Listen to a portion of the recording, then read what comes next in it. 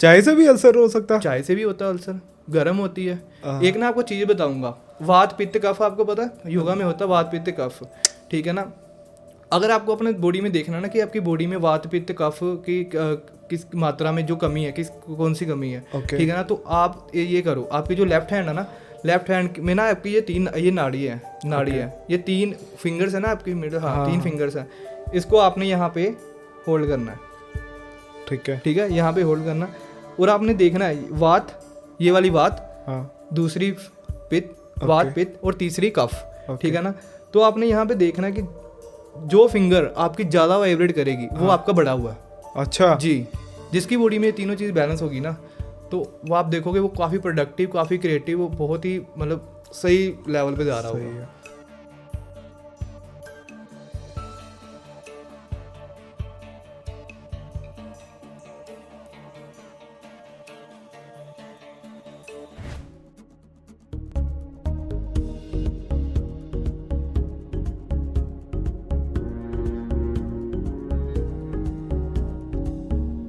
हाय गौरव, Akshay talk show में आपका स्वागत है। आपको कैसा लग रहा है यहाँ पे आके? बहुत बढ़िया लग रहा है अक्षय भाई, thank you so much for inviting me, and आज करते हैं शो। आपका पर्पस क्या था योगा करने का? ठीक तो है। 2020 में मेरे को कोविड हुआ, तो उसमें क्या हुआ कि लाइक मैं हॉस्पिटल में एडमिट हुआ, तो उन्होंने बोला कि इसको सांस की दिक्कत है, ठीक है अच्छा। ना।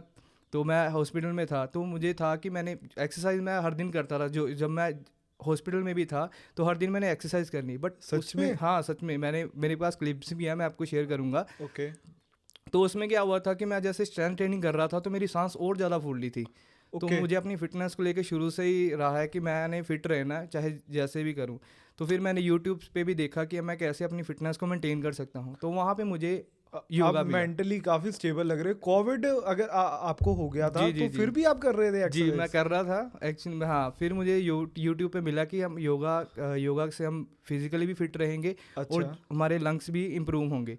तो क्या हुआ था कि रात को मैं एडमिट था हॉस्पिटल में, तो सुबह मेरे को था कि मैंने करनी है। वाह। सुबह जब हुई मतलब 5 बजे, तो मेरी हर दिन रूटीन है, मैं 5 बजे रनिंग करने जाता हूँ। अच्छा, रोज तो जाते मेरी हैं? डिसिप्लिन बना हुआ था, तो मैं ओके। वहाँ पे भी 5 बजे उठ गया।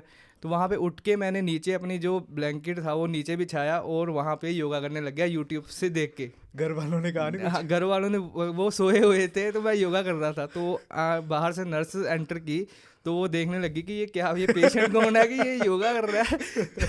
तो फिर मैं मतलब कि वो योगा की शुरुआत मेरी वहाँ से हुई। Okay okay. कोई भी आता था वो सिंपैथी गेन कर रहा था कि यार मतलब काफ़ी बुरा हुआ, तो वो मेंटली थोड़ा वीक बना रहा था, हाँ सही है कह ना, रहे वो हो। बनाते हैं।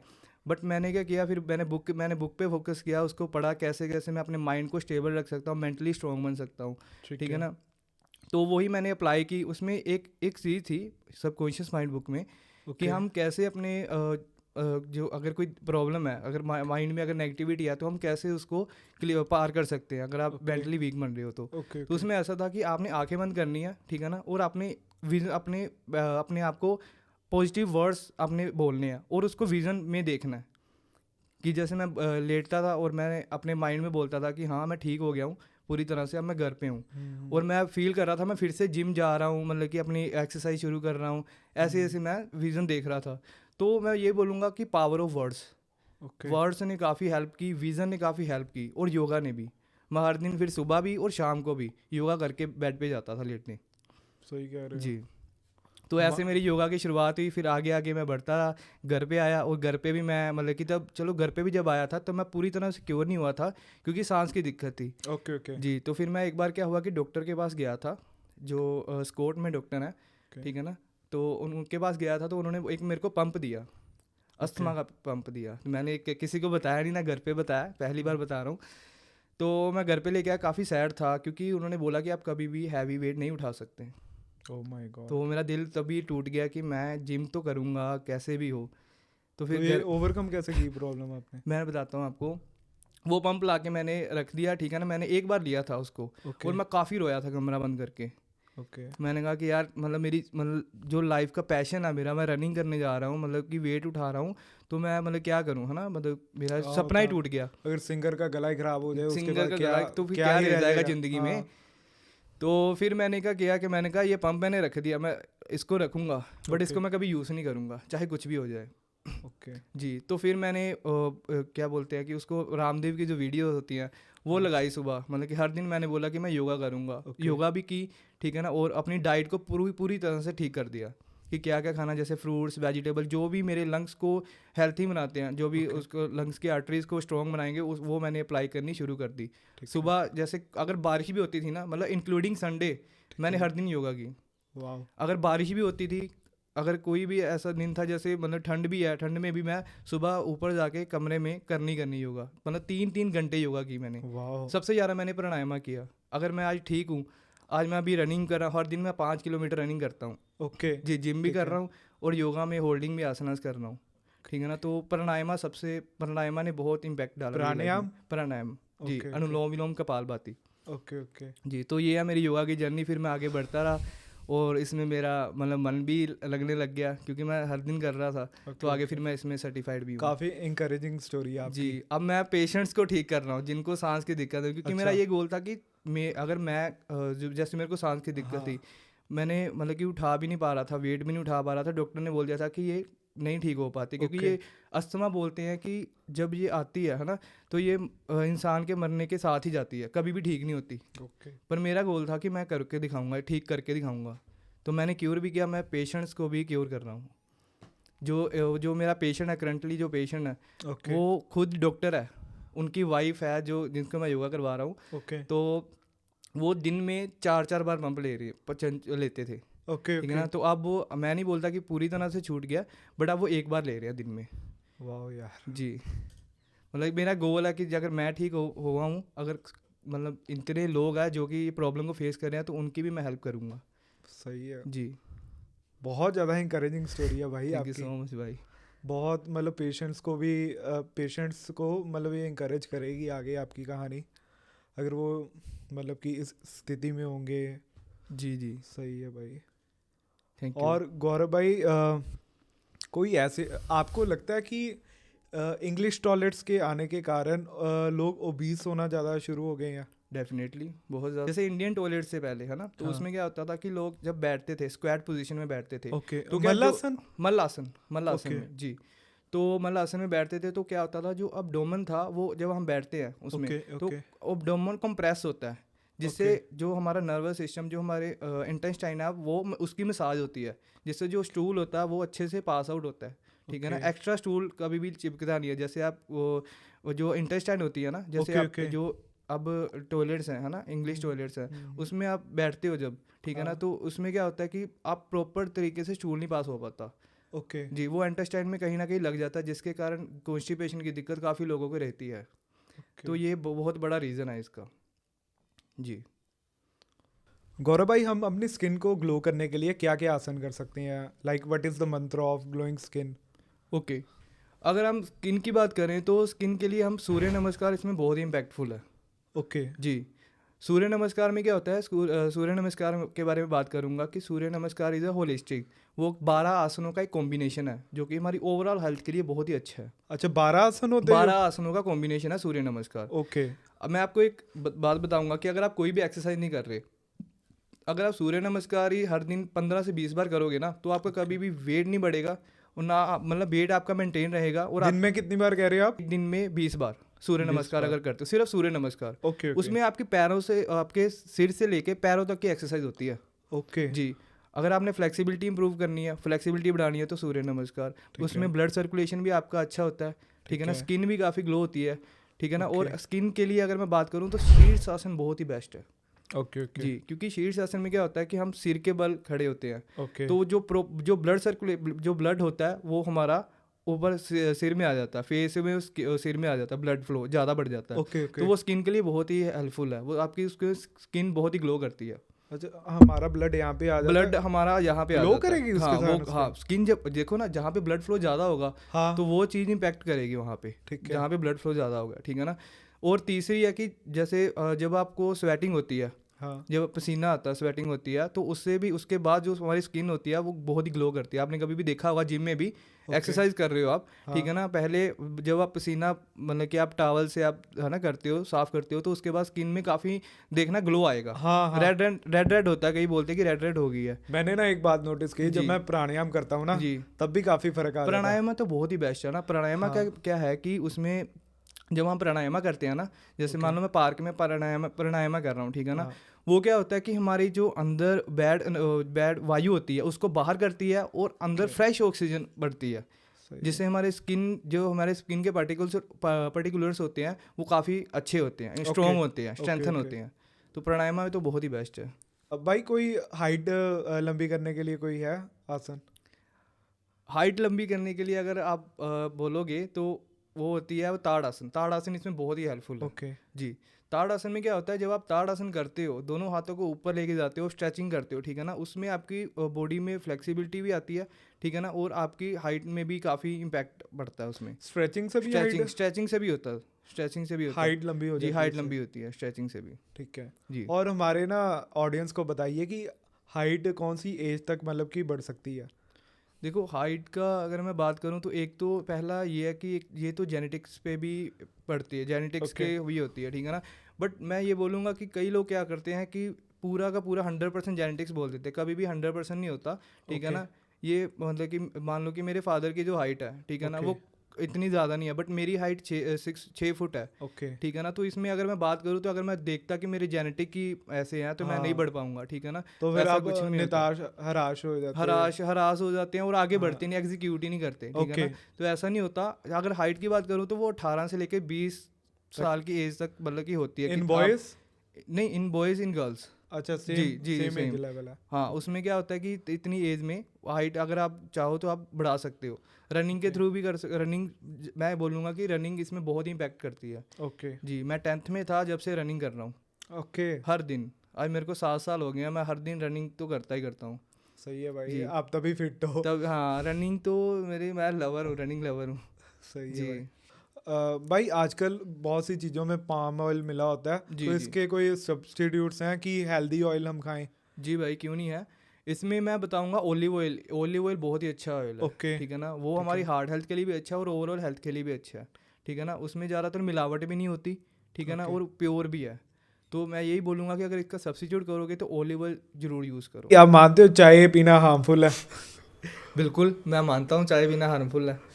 देखो, ओके मैंने ना जैसे योगी, मैंने काफ़ी योगी को सुना है, ठीक है ना। ओके तो भगवत गीता देख लो, आप शास्त्र देख लो, पुराण देख लो, कहीं पे भी देख लो, कहीं हाँ। पे भी चाय नहीं मैंने देखी कि कहीं लिखा हो कि आपको चाय पीनी चाहिए। वो बट ये चाय तो लोगों ने, होती नहीं थी ना तब। हाँ मतलब चाय नहीं होती थी, ठीक है ना, बट आप अगर देखो क्यों नहीं, मतलब कि उसका हाँ बनता ही नहीं। जैसे प्लांट बेस्ड है, हाँ। डाइट है, दूध भी था, ठीक है ना, अब इन्होंने पत्ती लाई, चाय बनाई, ठीक है ना, तो उसका बनता ही नहीं। मतलब चाय मैंने देखा ही नहीं कि कभी पीनी मॉन्क हो। पीते होंगे चाय के नहीं? कभी भी नहीं, नहीं कभी भी नहीं चाय पीते, ठीक है ना।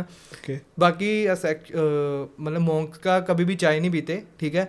बेसिकली चाय में होता क्या, चाय क्यों नहीं पीनी चाहिए, उसके बताइए। क्या हार्मफुल इफेक्ट है। चाय में ना एक कंपोनेंट होता है टीनानिन्स, ओके टीनानस उसमें एक कंपोनेंट होता है। वो क्या करता है, हमारे फाइबर को ऑब्जर्व करने में इंटरफेयर करता है, जिसके कारण ओके हमारी बॉडी में फाइबर की कमी होती है। भाई आप ओके देखोगे कि जो लोग ज़्यादा चाय पीते हैं ना, उनकी बॉडी में फाइबर की कमी होती है। ओके कई लोगों को तो पता भी नहीं होता कि ये फाइबर की कमी उनकी चाय पीने के कारण हो रही है, ओके ठीक है। जैसे मैंने आपको वो कंपोनेंट बताया था टीनानस, तो वो काफ़ी ऑब्जॉर्ब नहीं करने देता, ठीक है। अब फाइबर की कमी कैसे पता लगती है, क्या क्या उससे होता है, हेडेक, डिजीनेस, और डाइजेशन में इश्यूज, डाइजेशन आपका ख़राब रहेगा, ठीक है ना, और भी काफ़ी सारी दिक्कतें, ठीक है। तो लोग जैसे हेडेक हो रही है तो उनका एक ही इलाज है, चाय पी लो। बट आपको ये नहीं पता कि आप चाहे सर्दी हो या गर्मी रोज सर्दी हो पियो गर्मी चाय। हो, चाय रोज पियो चाय। यही मतलब कि लोग बिल्कुल बोलते बिल्कुल हैं। बिल्कुल। और चाय में ना कैफीन की मात्रा होती है, चाय में कैफीन होती है। चाय में होती है चाय कॉफी में होती है? कॉफ़ी में तो होती होती, चाय में भी होती है। ओके देखो, कॉफ़ी आप पी रहे हो, कॉफ़ी आप बार बार तो नहीं पी रहे, लोग 10-10 बार चाय पीते हैं दिन में। तो आप खुद देखो कि अगर बूंद बूंद से सागर बढ़ता है तो आप कैफीन की मात्रा कितनी ले रहे हो, हाँ जिसके कारण क्या होता है, कैफीन अगर जाएगी बॉडी में आपकी तो हार्ट बर्न होगा, एसिड ओके रिफ्लक्स होगा, कॉन्स्टिपेशन होगी, ओके तो वो आपको दिक्कतें आएंगी, आपका जो लीवर होगा वो आपका वीक होगा, ठीक है ठीक ना। है इसके कारण। तो आप इसका मैं सब्स्टिट्यूट बताऊंगा, जो लोग चाहे नहीं छोड़ पाते है ना, चाहे कि उनको आदत पड़ी है, तो आप इसके लिए क्या करो कि आप जिंजर टी पियो, जिंजर टी पी सकते हो, ठीक है ना। पेपरमेंट टी पी सकते हो, हर्बल टी होती है ना जो हर्बल टी, ग्रीन वो टी बहुत भी? ही अच्छी, हाँ ग्रीन टी भी पी सकते हो आप।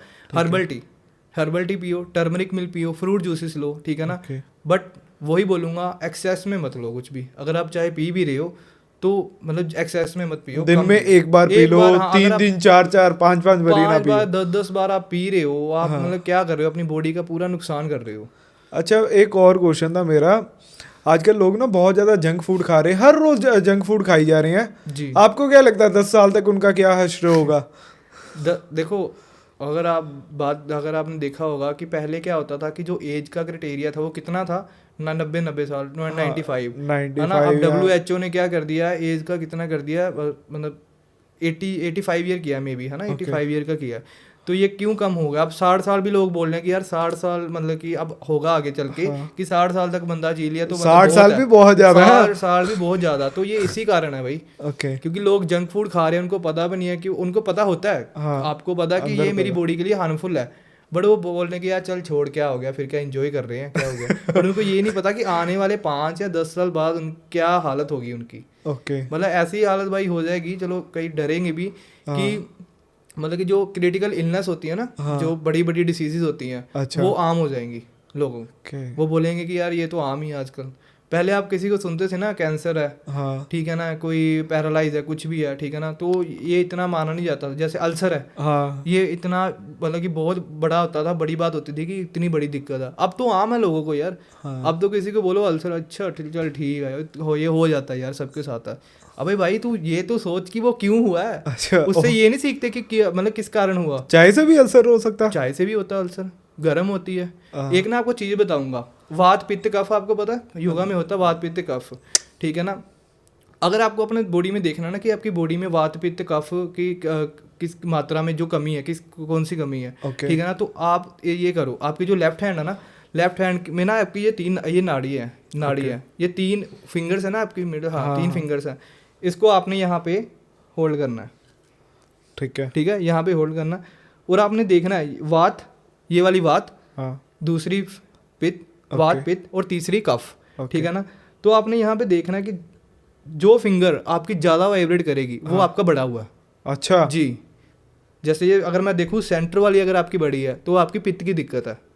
तो अगर आपको अपनी हेल्थ को सुधारना ना, मेरी वाइब्रेट ही नहीं कर रही। नहीं देखो, तीनों फिंगर्स को लगाओ यहाँ पे, हाँ हाँ। ठीक है ना। तो ठीक है। पहले इसको थोड़ी देर रखना होता है, 2-4 मिनट, आइज क्लोज करो।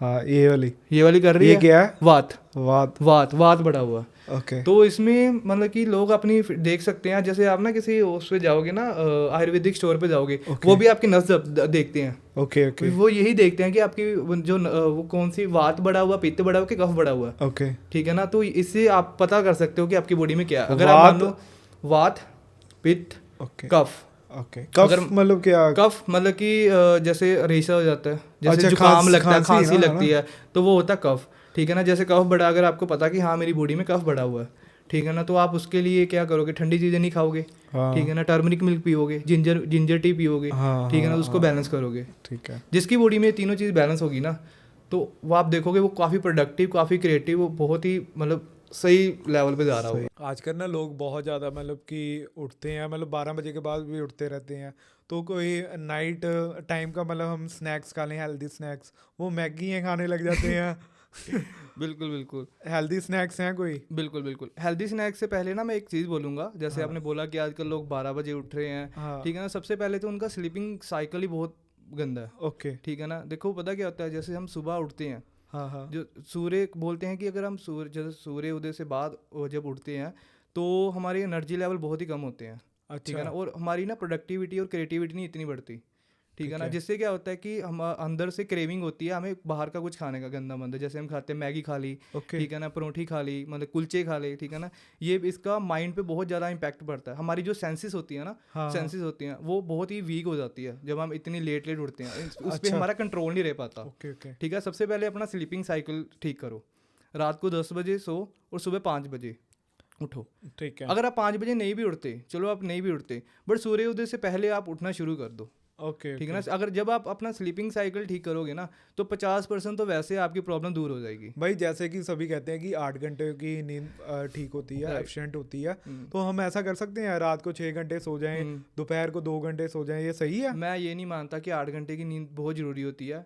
मैं ये Okay. बोलूँगा कि आप चाहे 10 घंटे भी सो रहे हो ना, अगर Okay. उसमें क्वालिटी नहीं ना, तो वो 10 घंटे की नींद भी आपकी वेस्ट है। क्वालिटी स्लीप कैसे डिफाइन करोगे? क्वालिटी स्लीप मैं डिस्कस करूँगा कि लाइक जैसे आप सो रहे हो, ठीक है ना, Okay. आप क्या सोने से पहले क्या कर रहे हो, मोबाइल देख रहे हो। Okay. उसमें आप जैसे पता क्या होता है कि हमारा जब रात को ना सबकॉन्शियस माइंड बहुत एक्टिव होता है, कॉन्शियस सबकॉन्शियस माइंड बहुत एक्टिव होता है।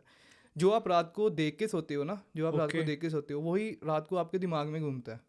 Okay. वही एनर्जी के साथ आप सुबह उठते हो। Is it true? यस, वही एनर्जी के साथ आप सुबह उठते हो। ओके वो क्या करता है कि जैसे जो मॉन्क्स होते हैं ना, मंक्स होते हैं, ओके उनकी मैंने बुक पढ़ी थी, ठीक है ना, तो उनमें बताया गया था कि वो क्या करते हैं कि रात को 8 बजे सो जाते हैं। Okay. 8 बजे सो जाते हैं और उनका रात को कोई भी ना फ़ोन होता उनके पास, ना ही कोई ऐसी एक्टिविटी होती, वो नीचे सोते हैं। उन्होंने बोला कि रात को हमें क्या करना है कि प्लान बना के सोना कि अगले दिन हमने क्या क्या करना है।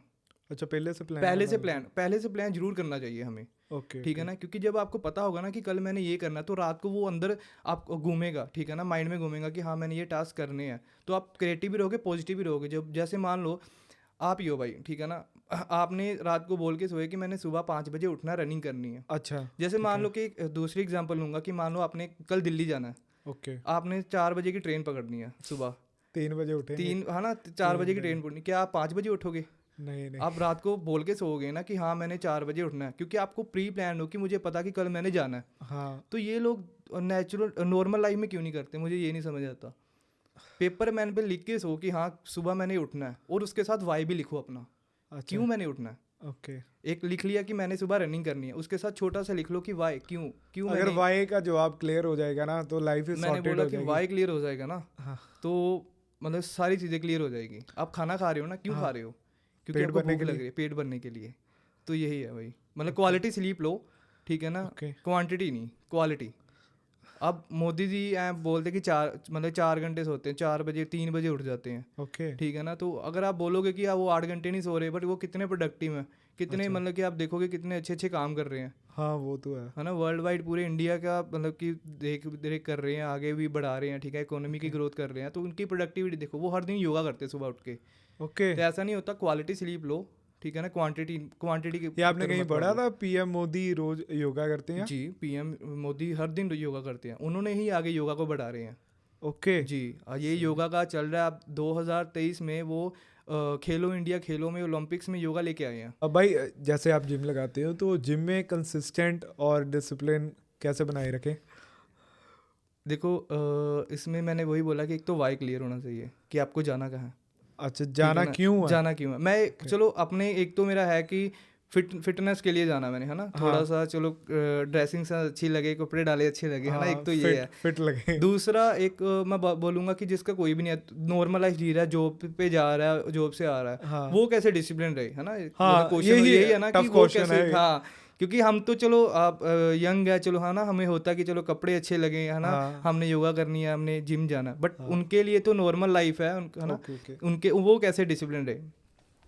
तो इसका मैं सिंपल ये बोलूँगा कि सबसे पहले तो वो अपना एक टाइम फिक्स कर लें, ओके ठीक है ना। जब पता क्या होता है, एक होता है कि टाइम फिक्स मान लो कि सुबह या इवनिंग या आफ्टरनून, कोई भी टाइम हो, ठीक है ना, एक फिक्स कर लें कि मैंने जाना है। अगर टाइम फिक्स नहीं भी किया, तो उनको ना जिम जाने से पहले मैं एक चीज़ है जो मैंने, पता क्या हुआ था, अपनी स्टोरी बताऊंगा कि मैं थोड़ा प्रोक्रास्टिनेशन करने लग गया था। जी, जिम जाने से पहले प्रोक्रास्टिनेशन। सुबह तो मैं रनिंग कर रहा था, योगा कर रहा था, हाँ। तो शाम को मैंने जिम जाता था, तो मैंने प्रोक्रास्टिनेशन शुरू कर दी थी कि मैंने चलो कल चल जाऊंगा या परसों चल जाऊंगा, यार 1 घंटे करनी है, 1.5 घंटे करनी है, आप मैंने कह ना रहे हो कि बार बार सोचना, बार उस बार चीज सोचना, को। मैंने ना अपनी एक्सपेक्टेशन बहुत बढ़ा रही थी। ओके पता क्या होता है, काफ़ी लोगों की ये दिक्कत रहती है जिम जाने से पहले, वो ना पहले सोच लेते हैं हमने ना आज लेग्स वर्कआउट करना है, ओके। तो वो क्या होता है, वो उनके माइंड में वो ना नेगेटिविटी भी काफ़ी आती है यार, बहुत लेग्स पेन होनी है यार, हाँ। आज तो मतलब कि बहुत बुरी हालत होगी, है ना। तो ओके। जिससे क्या होता है कि उनके माइंड में ऐसा डर आ गया, वो छूट जाता है कि चल कल चलते हैं, जहाँ नहीं प्लान करना चाहिए वहाँ लोग प्लान वहाँ करते प्लान हैं। करते हैं। तो आप ये बोलो कि मैं आज जाऊँगा 5 मिनट एक्सरसाइज करूँगा, सिर्फ ओके। जिम में एंटर करूँगा, 5 मिनट एक्सरसाइज करूँगा, उसके बाद बाहर आ जाऊँगा। ओके। एक बार एंटर कर दो आप। आपका दिल ही नहीं करेगा बाहर जाने मैंने को? कहा बाहर जाने का दिल ही नहीं करेगा, आप बोलोगे 5 मिनट चल यार, 5 मिनट और लगा लो, 10 मिनट कहाँ 1 घंटा हो जाएगा, आपको पता भी नहीं लगेगा। सही और उसके है। बाद जो आपकी बॉडी में डोपामाइन इंक्रीज होगा, जो खुशी इंक्रीज होगी ना, हाँ। वो अलग ही लेवल की होगी भाई। आपने ऐसा होगा कि कुछ अचीव कर लिया। सही है भाई। जब बंदा देखो, जब बंदा इसको पार करता है ना, हाँ, डेविड हाँ। गोंगीस की मैं बुक पढ़ी थी अभी अच्छा। Currently, can't hurt me. अच्छा। तो मेरी कंसिस्टेंसी का जो मेन मंत्र है ना, तो उस बुक में मुझे मिला है। तो मैं आप सबको ये बताऊंगा कि अगर उसको फॉलो कर लिया तो हाँ। आपकी लाइफ में भी इम्पैक्ट जरूर डलेगा। भाई आपकी ऑरा और वाइब बहुत अच्छी है। थैंक यू सो मच भाई। बहुत पॉजिटिविटी आ रही है आपसे जी बातें जी जी। करके। तो एक्चुअली में क्या हुआ था कि उन्होंने ना 150 माइल 150 माइल्स रनिंग की लगातार, मैराथन ओके। लगातार। तो उन्होंने अपनी स्टोरी में बताया था कि कैसे वो लगातार, कैसे वो उन्होंने पार की, ओके। ठीक है ना। जब उनको जिन्होंने मैराथन की थी तो उनका जो नीज था वो ब्रेक हुआ था ओके। जी। बट फिर भी उनका उन्होंने अपने बताया था कि कैसे उन्होंने पार की। जैसे वो जब रनिंग कर रहे थे, ठीक है ना, ओके। ओके। 24 घंटे तक लगातार वो मतलब कि रनिंग की उन्होंने, मतलब लगातार पार की, मैराथन कंप्लीट की। कि ना मैं एक स्टोरी बताऊंगा, वो क्या कर रहे थे, वो रनिंग कर रहे थे, ठीक है ओके। ना। तो उन्होंने 20 माइल्स रनिंग की कर रहे थे, ठीक है ना। ओके। उसके बाद क्या हुआ कि उनकी लेग्स में काफ़ी पेन होने लग गई, ठीक है ना, मसल क्रैम्प्स होने लग गए, पसीना स्क्वाड्स होने लगे। वो बोल रहे कि मेरे माइंड में आ रहा था, बस कर, कोई भी नहीं है तेरे को, अगर तू यहाँ गिर जाएगा कोई भी नहीं उठाएगा, अपनी वाइफ को फ़ोन कर, ठीक है ना, उसको बोल के मुझे घर ले जा। और बोल रहे कि उसको मैंने पार कैसे किया, अपने माइंड को मैंने बोला कि चुप, ठीक है ना, वहाँ पे स्टॉप करके मैं भागा। उसके बाद मैंने 5 माइल्स और रनिंग की। Oh my ji, God. ये होता है मेंटली स्ट्रॉन्ग बनने का। मेंटली स्ट्रॉन्ग तभी बना जाता है जब माइंड भाग रहा है ना, जब किसी चीज़ से भाग रहा है, ठीक है ना, तब आप उसको कर रहे हो। 5% नोट करूँगा मैं। जैसे आप कॉलिंग कर रहे हो, कॉल सेंटर में हो कोई, आपने 100 कॉल्स की, ठीक है ना, वही बात है, मन जीता जग जीता। मन जीता जग जीता। और जब आपका माइंड भाग रहा है ना, तो मैं बोलूँगा तब 10% और एफर्ट लगाना शुरू कर दो। सही इतने है। मेंटली स्ट्रॉन्ग हो जाओगे ना। लाइक आज जिम में 10 रैप्स लगा रहे हो 10 रैप्स तो लगा रहे 12 हो, लगाओ। 12 है ना? लगाओ। अब मैं क्या कर रहा हूँ, पुशअप लगा रहा हूँ, ओके। ठीक है ना, हर दिन मैं 2-4 बढ़ा रहा हूँ। जब मेरा माइंड बोलता है ना बस गिर रहा हूँ यार, मर जाएगा, कुछ मतलब कि तुझे कोई नहीं उठाएगा, तब मैं और लगाता हूँ कि मैं लगाऊंगा, 5 और लगाऊंगा। बहुत जिद्दी हो हाँ, ना? जिद्दी जिद्दी हूँ मैं, बिल्कुल बिल्कुल। सही है। हाँ, तो अभी रनिंग को भी बढ़ा रहा हूँ और उसकी भी कर रहा हूँ मैं। तो यही बोलूँगा कि जब आप माइंड आपका भाग रहा है, ओके। ठीक है ना, तो और एफर्ट लगाओ और करो। भाई आप मुनीज़ा मज़ारी के बारे में बता रहे थे। जी भाई, एक्चुअली में मुनीज़ा मज़ारी जो है उनका मेरी लाइफ में बहुत ही बड़ा इम्पैक्ट है, ठीक है ओके। ना। एक्चुअली मैंने उनका करंटली पॉडकास्ट देखा था, तो ओके। मैं उनका जो पॉडकास्ट था वो 40 मिनट का था, तो मैं 4-5 बार देख लिया मैंने। एक ही हाँ, एक पॉडकास्ट? पॉडकास्ट, क्योंकि आप एक बार ऑब्जर्व करना कि आप कोई भी वीडियो देखोगे ना, आप जितनी बार देखोगे ना, आपको हर बार कुछ ना कुछ नया मिलेगा उसमें। अच्छा, मुनीज़ा मज़ारी है कौन? मुनीज़ा मज़ारी मैं बताता हूँ, वो एक लेडी है, ठीक है ना। ओके। एक्चुअली में क्या हुआ था कि वो 18 साल की थी जब उनकी मैरिज हुई थी। अब ओके। ओके। वो व्हील चेयर पे है अभी, ठीक है ना, आप उनको जानते भी होंगे। तो उसमें क्या है कि उनकी 18 साल की थी जब उनकी मैरिज हो गई थी, क्योंकि घर वालों ने बोला था कि मैरिज के लिए, तो उन्होंने अपनी घर वालों की खुशी के लिए मैरिज कर ली, ओके। ठीक है। बट उनकी जो मैरिज थी वो हैप्पी नहीं थी इतनी, ओके। ठीक है ना। 2 साल बाद, जब शादी के 2 साल बाद, एक्चुअली में वो अपने हस्बैंड के साथ गाड़ी में जा रहे थे। ओके। ओके। तो हस्बैंड ने क्या हुआ कि उनको थोड़ा सा मतलब कि उनको नींद का एक झपका आया, ठीक है ना, और ओके। गाड़ी जो थी वो बन के उनका एक्सीडेंट हो गया, ओके। ठीक है ना। उनके हस्बैंड ने क्या किया, उनके गेट ओपन करके बाहर छलांग लगा दी, बट वो मुनीज़ा मज़ारी थी, वो कार में ही थी, जिसके कारण उनकी बैक्स जो थी, ठीक है, पूरी तरह से टूट चुकी थी। बैक स्पाइन थी पूरी तरह टूट चुकी थी, ओह माय ठीक है ना। गॉड। और ब्लैडर भी उनका मतलब कि प्रॉपर यूरिन जो यूरिन ब्लैडर होता है वो भी डैमेज हो चुका था, ओके। ठीक है ना। तो हॉस्पिटल में उनको लेके गए एम्बुलेंस में, ओके। तो वहाँ पे वो एडमिट हुए, तो उनकी बॉडी प्रॉपर पैरालाइज हो गई थी, हाथ से लेके उनकी पूरी बॉडी तक पैरालाइज हो गई थी, ठीक है ओके। ना। एक मतलब सिर्फ बोल ही पा रहे थे वो। तो ओके। क्या हुआ था कि वो डॉक्टर आए, तो उन्होंने बोला कि हे मुनीज़ा मज़ारी, आपकी ऐसे डैमेज हुए हैं, ठीक है ना, आपकी जो बैक स्पाइन है उसमें काफ़ी डैमेज है, आप परमानेंट, आप कभी भी चल नहीं सकते, अच्छा। ठीक है ना। और लेग भी दोनों थी जो उनकी वो डैमेज हो गई थी एक्सीडेंट में। और उनके हाथ भी फ्रैक्चर थे, बोल रहे थे कि आप कभी भी पेंटिंग नहीं कर सकते, क्योंकि वो एक आर्टिस्ट थी, पेंटिंग करती थी, ठीक है।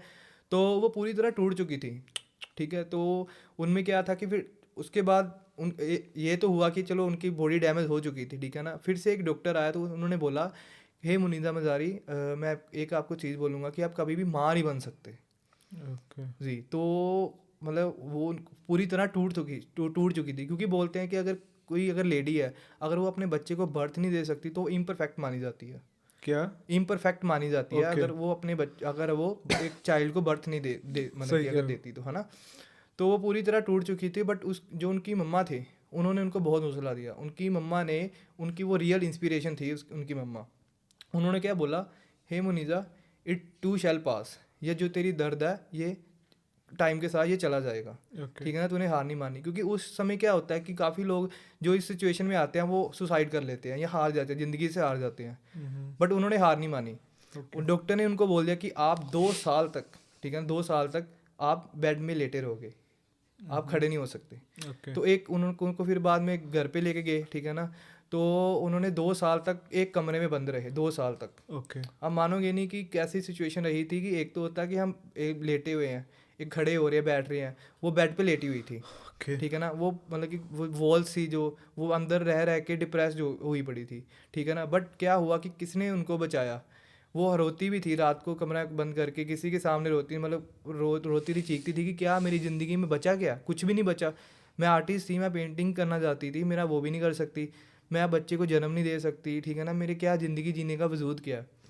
तो उनकी लाइफ में ना काफ़ी डर आ गए थे, तो उन्होंने बोला कि मैं हार नहीं मानूंगी, ठीक है ना, मैं इंस्पिरेशन बनूंगी दूसरों के लिए, ठीक है ना। उन्होंने क्या किया, उन्होंने बोला कि मैं अपने जो डर है सबको फेस करूंगी। उनका 3 डर थे सबसे बड़े। पहला, डिवोर्स, ओके। क्योंकि उनका जो हस्बैंड था, वो भी डिवोर्स देके हाँ चला मैं गया? बताता हूँ आपको, एक्चुअली में उनका जो हस्बैंड था, ठीक है ना, तो उनके वो मजारी थी जो वो अप्रोच कर रही थी कि वो डिवोर्स ना दें, ठीक ओके। है ना। बट उनका हस्बैंड इनके साथ इतनी इंटरेक्शन नहीं थी, तो उन्होंने सोचा कि किसी को पकड़ के रखने का कोई फ़ायदा नहीं है, ज़बरदस्ती किसको हम रोक सकते हैं। ओके। तो उनका सबसे बड़ा डर था, तो उन्होंने बोला मैं इस डर को सामना करूंगी। तो ओके। उन्होंने ऐसा सामना किया कि जब उनको न्यूज़ आई कि उनके हस्बैंड की आज मैरिज है, तो ओके। उन्होंने उनको टेस्ट किया कि have a grateful life, test best किया? Of luck. उनको अपने हस्बैंड को मैसेज ओके। किया, ओके। हैव अ ठीक ग्रेटफुल है, लाइफ, टेक्स्ट किया। बेस्ट ऑफ लक, ठीक है। ठीक है ना। उन्होंने अपने डर को फेस किया, ऐसा फेस किया।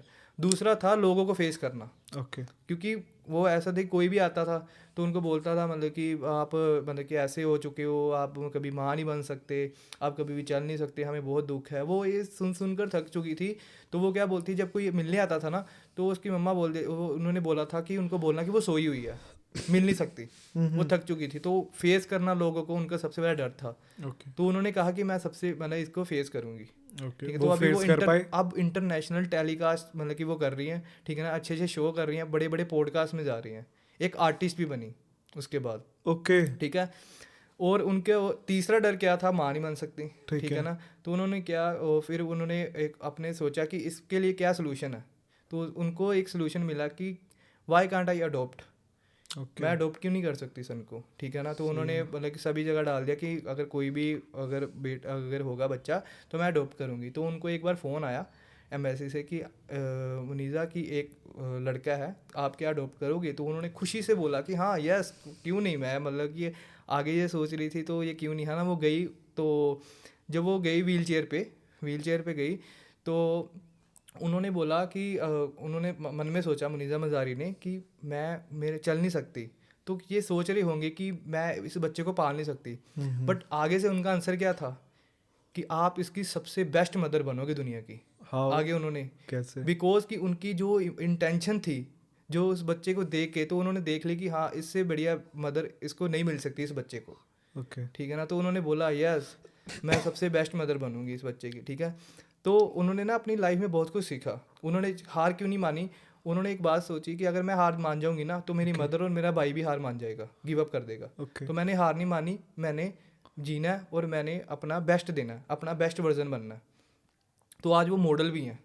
ओके। जी। तो फिर क्या, मॉडलिंग भी मॉडल भी हैं, ठीक है, मॉडल भी हैं वो वो। चल नहीं सकते?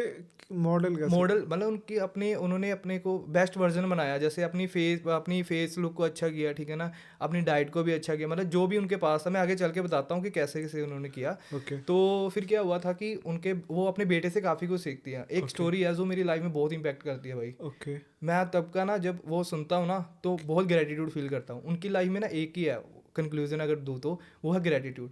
ओके एक बार क्या हुआ था, वो बैठी हुई थी, ठीक है, तो उनका बेटा एक फुटबॉल लेके आया था, ओके ठीक है, तो उसने उसकी मम्मा के पैरों में रख दी, ओके ठीक है, तो बोला मुनीजा मजारी के पैरों में मुनीजा रख दी। मजारी के पैरों में रख दी, ओके बोला मम्मा किक द बॉल।